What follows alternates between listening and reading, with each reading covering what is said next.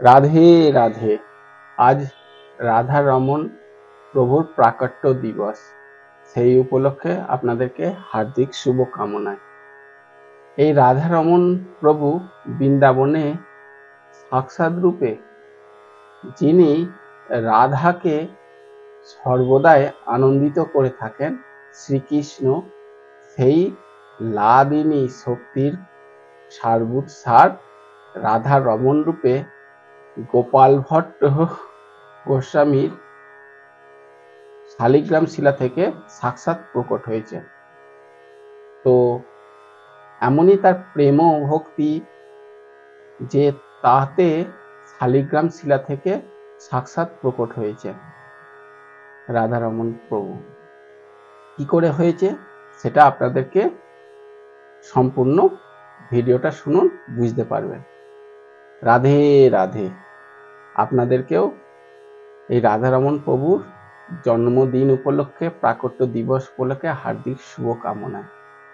একসময় চৈতন্য মহাপ্রভু যখন আমাদের দাক্ষিণাত্য পরিভ্রমণ করতে গিয়েছিলেন, কিসের জন্য?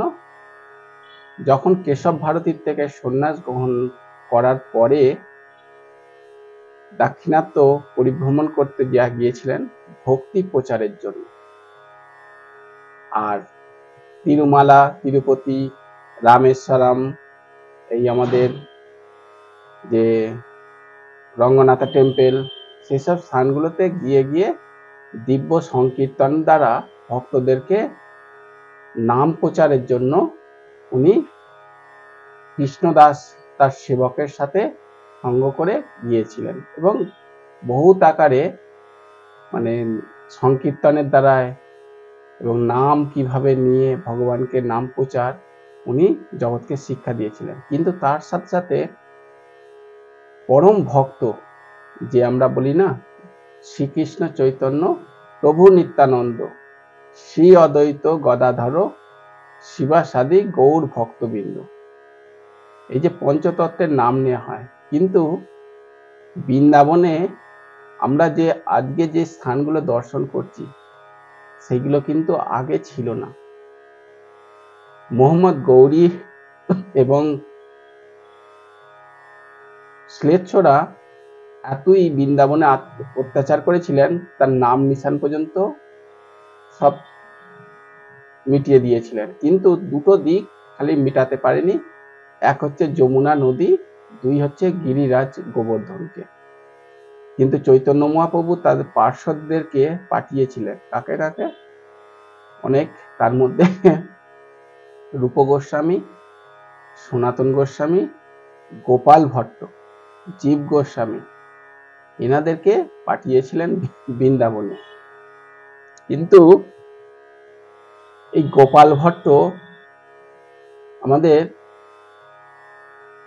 দাক্ষিণাত্যে ভেঙ্কট ভট্টের পুত্র সন্তান ছিলেন। যখন চৈতন্য মহাপ্রভু দাক্ষিণাত্যে রঙ্গনাথা টেম্পলে, যেই সময় ভেঙ্কট ভট্ট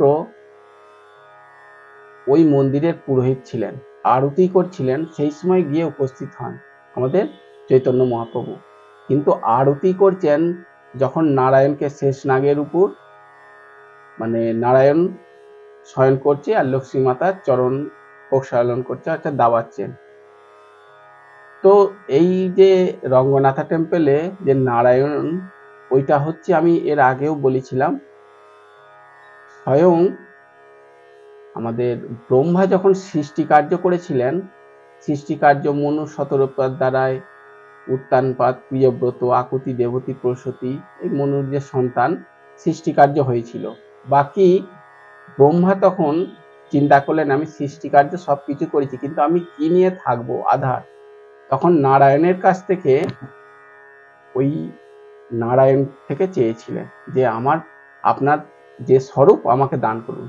এবং তার সব পরে আমাদের দশরথের ব্রহ্মার কাছ থেকে দশরথ, এবং পরম্পরা থেকে দশরথ থেকে রাম, রাম থেকে বিভীষণ, এবং বিভীষণ সেই যখন লঙ্কায় নিয়ে যায় তখন ওই রঙ্গনাথা টেম্পলে রেখেছিলেন। এবং বিশ্রামের জন্য যখন থাকলেন, শর্ত ছিল কি, রামের যে এই বিগ্রহ বিভীষণ সব যখন লঙ্কায় সবকিছু অধিপত্য হয়ে গিয়ে এনাকে এই উপহার দিচ্ছে, ওনাকে ওই উপহার দিচ্ছে, তখন বিভীষণ বলেন যে আমি সবকিছুই আপনার করেছি, কিন্তু আপনার মনের আরাধ্য পূজনীয় এই নারায়ণকে আমাকে দিন, যাতে আমি লঙ্কায় নিবাস করে তাকে আরাধনা করে ভালো রকম ভাবে রাজ্য শাসন করতে পারি। রামচন্দ্র বলেছিলেন কোথাও রাখলে হবে না, ইত্যাদি ইত্যাদি স্টোরি আছে, এর আগে আমি বলেছিলাম। কিন্তু উনি সেই যখন ওই রঙ্গনাথা টেম্পলে ওখানে রেখেছিলেন এবং বিশ্রামের জন্য, লঘু সংখ্যার জন্য রেখেছিলেন, এগুলো দৈব ক্রিয়ার ফলে। তো রাখার পরে আর সে আর ওঠেনি, আর বিভীষণকে পরে বন্দি করেছিলেন, রামচন্দ্র এসে তাকে আবার ছাড়িয়ে নিয়ে গিয়েছিলেন, ইত্যাদি অনেক কাহিনী আছে। সেই রঙ্গনাথা টেম্পল হচ্ছে নারায়ণের সেই স্থানটা। তো যখন ভেঙ্কট ভট্ট আরতি করে, সেখানে দেখে নারায়ণের জায়গায় চৈতন্য মহাপ্রভুর স্বরূপ, আর যে পাশে দাঁড়িয়ে আছে সেই চৈতন্য মহাপ্রভু সাক্ষাৎ রূপে বিরাজিত হয়েছে, এবং যে প্রজ্বলিত দ্বীপ, সেই দ্বীপের মধ্যে দেখছে চৈতন্য মহাপ্রভুর স্বরূপ আবার নারায়ণের স্বরূপ। তখন ভেঙ্কট ভট্ট আর বুঝতে করলেন না, সে সাক্ষাৎ রূপে বুঝতে পারলেন যে এই চৈতন্য মহাপ্রভু হচ্ছে সাক্ষাৎ নারায়ণী হয়ে এসেছেন। এই কারণের জন্য চৈতন্য মহাপ্রভু প্রকাণ্ড ভাবে নৃত্য করে হরিনাম সংকীর্তন করতে, তখন তার অষ্টসাত্ত্বিক ভাব আসে এবং মূর্ছিত হয়ে যায়। তখন ভেঙ্কট ভট্ট তার সংশয় থেকে পূর্ণভাবে দূরীভূত হয়ে বুঝতে পারলেন যে স্বয়ং দেব পুরুষ হয়ে জন্মগ্রহণ করে আমাদেরকে কৃপা করার জন্য এসেছেন।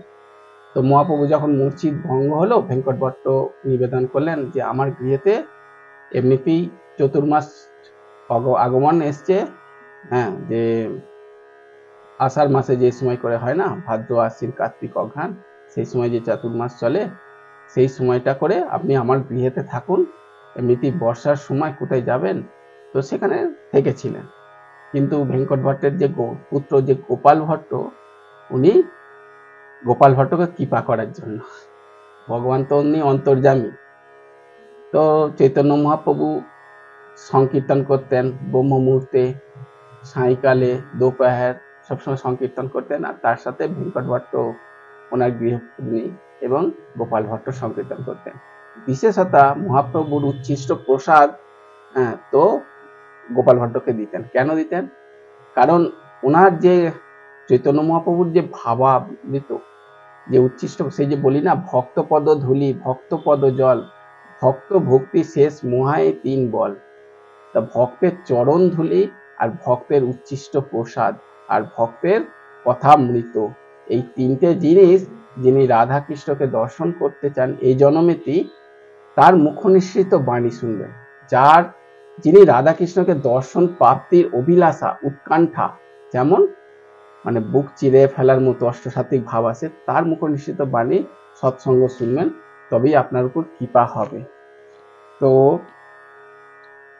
এবং তাদের উচ্ছিষ্ট প্রসাদ, এই সেই প্রসাদ চৈতন্য মহাপ্রভুর প্রসাদই গোপাল ভট্ট পেতেন। এবার গোপাল ভট্ট পাওয়ার পর থেকেই না মনের মধ্যে মহাপ্রভুর আবেশ আসে, মহাপ্রভু যেমন আবেশ আসে সেরকম আবেশ আসতে লাগলো। এদিকে কৃষ্ণদাসকে বলতে লাগলেন যে আমি সন্ন্যাস দর্শন করেছি, সন্ন্যাস রূপে মহাপ্রভুর বাল্য রূপে আমি দর্শন করতে চাই। তো সেই লীলা শোনাতেন কৃষ্ণদাস, শুনতে শুনতে তখন তার মনের মধ্যে ইচ্ছা জাগে, উৎকণ্ঠা জাগে। তো মহাপ্রভুর কাছে একদিন চরণে প্রক্ষালন করছে আর চোখের জল দিয়ে চরণে পড়ছে, তখন চৈতন্য মহাপ্রভু তার মনোবাঞ্ছা পূর্ণ করার জন্য সেই বাল্য যে রূপ, যে আমাদের একদম মস্তকের মধ্যে কেশ কান্তি রূপে যেমন আমাদের শ্যামসুন্দরের থাকে, সেই রূপে, দিব্য রূপে, আজানু লম্বিত বাহু, তো এইরকম রূপ ধারণ করে তাকে দর্শন দিয়েছিলেন, এবং তার দিব্য লীলা কি কি হয়েছিল, দিব্য রূপে দর্শন পেয়েছিলেন। তারপরে মহাপ্রভু যখন আমাদের যখন রামেশ্বরমে যেতে লাগলেন, সেই সময় করে গোপাল ভট্ট বললেন যে আমাকেও নিয়ে চলুন। তখন বলল না, তোমার পিতা মাতার কার্য সম্পূর্ণ করো, আর ভালো রকম ভাবে বেদ অধ্যয়ন করো, সময় হলে অবশ্যই আমি কিন্তু তোমাকে তোমার পিতাকে বলবো প্রেরণা দেওয়ার, মানে বৃন্দাবনে পাঠানোর জন্য।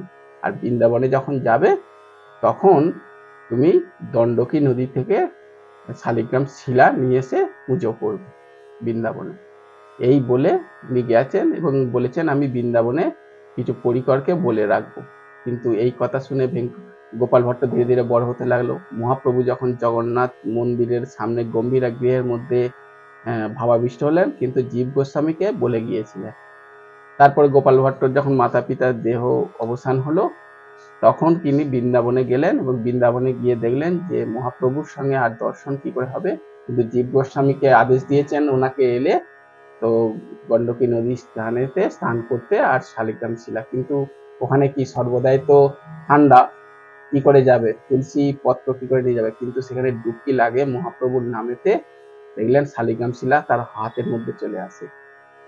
তো তখন সেই শালিগ্রামগুলো কয়েকটা বেশ এসে গিয়েছিল তার শালিগ্রাম, তখন এক একটা শালিগ্রাম শিলা 12 কিলো করে এরকম ওজন, তার লাগভাগ আমি ঠিক ওইটা অনুমান ঠিক জানি না। তো 12টা এরকম 14টা কটা শিলা এসেছিলেন, তার মধ্যে সেই শিলাগুলোকে নিয়ে পুজো করতেন, একটা টগরিতে নিয়ে এসে বৃন্দাবনতে নিয়ে এসে পুজো করতেন। কিন্তু ওনার একটাই ইচ্ছা ছিল যে এই শালিগ্রাম শিলাকে যে পুজো করছি মহাপ্রভুর আদেশ, আমার আচার্য আমার গুরুদেবের আদেশ, কিন্তু আমি সবাই তখন রূপ গোস্বামীর দ্বারাই যে আমাদের গোবিন্দদেব প্রকট হয়েছে না, তখন প্রকট হয়েছিলেন, সনাতন গোস্বামীর দ্বারাই মদনমোহন প্রকট হয়েছেন, তো এনাদেরকে সিঙ্গার করাতেন। তো গোপাল ভট্ট খুবই মনটা বেশ ভালো লাগতো যে আমাকে এই ভগবানকে কিভাবে আমি সিঙ্গার করব, পীতাম্বর ধারণ করাবো, কিভাবে আমি মোর পঙ্খ ধারণ করাবো। তো খুব ক্রন্দন করতেন, কারণ শালিগ্রাম শিলা তো ছোট গোলমোল সব থাকে, তারপর আবার বজ্রকীট তার মধ্যে, জানেন আপনারা শালিগ্রাম শিলার যে কি রূপ থাকে, তুলসী মহারানীর যে অভিশপ্ত ছিল ইত্যাদি ইত্যাদি, তো আলাদা স্টেপে চলে যাচ্ছে। তো ওখানে খুবই ক্রন্দন করতেন যে আমারও বেশ সেখানে সিঙ্গার করাতে পারতাম, একে যদি পীতাম্বর পরাতে পারতাম, একে ধুতি পরাতে পারতাম, কিংবা আমার রাধারানী স্বরূপ হয়ে যদি আমি রাধারানীকে শাড়ি গহনা ইত্যাদি সিঙ্গার করাতে পারতাম, বেনি গন্থন করে দিতাম, খুব মনোহর লাগতো। কিন্তু এই পশ্চাতাপ কাঁদতে কাঁদতে এক সময় আমাদের কি করলেন, শালিগ্রাম শিলা থেকে তখন আমাদের গোপাল ভট্ট কি করলেন, এই যে আমাদের নৃসিংহ চতুর্দশী, আমি যে লীলাটা কালকে বলেছিলাম, সেই নৃসিংহ চতুর্দশীর দিনে উনি চিন্তা করলেন কত চতুর্দশী, নৃসিংহ চতুর্দশী বৎসরের পর বৎসর এসে গেছে, বিনা থাম্বা থেকে ওনার বিশ্বাস ছিলেন প্রহ্লাদ মহারাজের, থাম্বা থেকে উনি সর্ব জায়গায় থাকে। তো অহ আত্মা গুড়া কেশা সর্বভূত আশ্রয়স্থিতা অহম আদিশ্চ মধ্যম চ ভূত আত্মা অন্তএব চ, সকল স্থানেতে অণু পরমাণুর মধ্যে, ব্রহ্মাণ্ডের মধ্যে, আত্মার মধ্যে, শরীরের সব স্থানেতেই থাকেন। তো থাম্বা থেকে প্রহ্লাদ মহারাজের কথাতে থাম্বা থেকে প্রকট হয়েছেন, আর আমি একে পুজো করছি। উনি তো হিরণ্যকশিপুর ওখানে তো থাম্বা পূজনীয় ছিল না, তবুও আমাদের নৃসিংহদেব প্রকট হয়েছেন, তাহলে আমার এই পুঁজি তো আমার শালিগ্রাম শিলা থেকে কেন প্রকট হবে না, এই বলে সারা রাত্রি ব্যাপী মানে অর্থাৎ আজকের দিনে মানে ক্রন্দন করছে। এবং তার আগের চতুর্দশী থেকে, কিন্তু আজকের দিনে ব্রহ্ম মুহূর্তে যখন উনি স্নান করতে গেলেন যমুনার তীরে, এবং স্নান করে যখন এসে দেখলেন যে সারা রাত্রিব্যাপী যে গোপাল ভট্ট ক্রন্দন করতে, সেই ক্রন্দন দেখলেন। তো আমি যখনই বলি না, আগেও দেখুন আপনি শুনবেন যে নৃসিংহদেবের কিভাবে আমাদের প্রাকট্য দিবসে সেই প্রহ্লাদ মহারাজ ক্রন্দন করেছিলেন পূর্বজন্মে। দেখুন, আমাদের চোখের জল ফেলতেই হবে। আমাদের কোনো মানে সংসারের দিকে চোখের জল অল্পতেই চলে আসে, গোবিন্দের জন্য চোখের জল ফেলে, গোবিন্দের জন্য কাঁদুন। সেই জন্য কবিরা হাসনা বন্ধ কর, রোনে সে কর প্রীত, রোনে সে হি শাম মিলেঙ্গে, এই প্রেম কি রীত। রোনা রোনা, দেখুন কবিরা হাসনা, কবির দাস প্রহ্লাদ মহারাজ হয়ে কলিযুগে এসেছিলেন, উনি বলছে হাসি হা হা হি হু হু এসব বন্ধ করুন, ব্যর্থ কথা বললে আমার একটু টাইমে কাজ আছে, ব্যর্থ চলে যান, ব্যর্থ লোকের সঙ্গে এই করে দিন, শাঁসো পে রাধা রাধা রাধা, এক একটা দিন এক একটা আপনার কত কিমতি জানেন। এটা একমাত্র পরম বৈষ্ণব যে রাধা কৃষ্ণকে দর্শন প্রাপ্তি পেয়েছে কিংবা অভিলাষী, তারা এই আমার কথার মর্ম বুঝবেন। আপনারা রাধা রাধা নাম জপ করুন। আমি আপনাদেরকে কি বলবো, এই রাধা রানীর নামের এত মহিমা, আপনাকে এত বলি কেন, কারণ রাধা রানী ছাড়া আপনার এই জীবনে আর কিচ্ছু নেই, কিচ্ছু নেই। বহুনাং কিং মুনিশ্রেষ্ঠ বিনাতভং ন কিঞ্চন চিৎ তিলক্ষণং সর্বং রাধা কৃষ্ণং ময়ং জগৎ। শিব বাবা পার্বতী মাকে বলছে যে জগতে রাধা কৃষ্ণ ছাড়া জগতে আর কিচ্ছু নাই, কিচ্ছু নাই, কিচ্ছু নাই। সংসারে একমাত্র জলের ফোঁটার মতো, বুদির মতো।